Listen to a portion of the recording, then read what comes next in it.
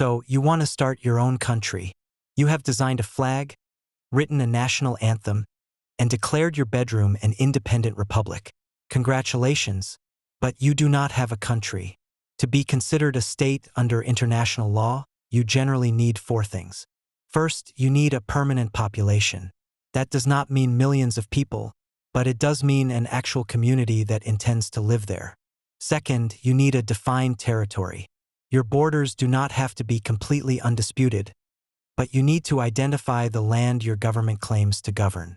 And no, you cannot simply take someone else's land by force. Third, you need a functioning government. Your government must create laws, provide basic services, maintain order, and actually control the territory it claims. Simply calling yourself president is not enough. Fourth, your country must be capable of dealing with other countries. That means signing agreements, conducting diplomacy, and acting independently instead of being controlled by another government. These four requirements come from the Montevideo Convention, one of the most commonly used legal standards for determining whether something qualifies as a state. But meeting these requirements is only the beginning, because there is a major difference between declaring yourself a country and convincing the world that you are one. Your next challenge is recognition. You must persuade existing countries to officially accept your independence. Recognition allows you to establish embassies, sign treaties, trade internationally, and participate in global organizations.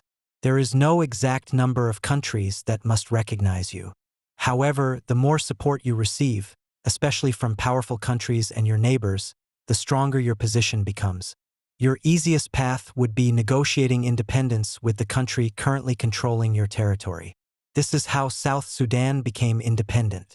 After years of negotiations and a referendum, Sudan accepted the separation, and international recognition followed quickly. Trying to leave without the original country's permission is much harder. Kosovo declared independence from Serbia and is recognized by many countries, but Serbia, Russia, China, and several others reject its independence. Because Russia or China could block its application, Kosovo is still not a United Nations member. That brings us to the final level, joining the United Nations. First, your new country submits an application accepting the obligations of the UN Charter. The application then goes to the Security Council. You need at least 9 of its 15 members to support you. More importantly, none of the 5 permanent members, the United States, China, Russia, the United Kingdom, or France, can veto your application. One veto can stop the entire process. If the Security Council recommends your country, the application moves to the General Assembly. There, you need support from 2/3 of the members present and voting. Pass both votes, and your country becomes a full member of the United Nations. But remember, UN membership does not create your country automatically, and not every country is a UN member.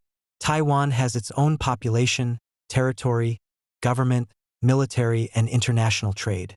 It functions much like an independent state, but it is excluded from the UN because China claims Taiwan and has enough international influence to block it.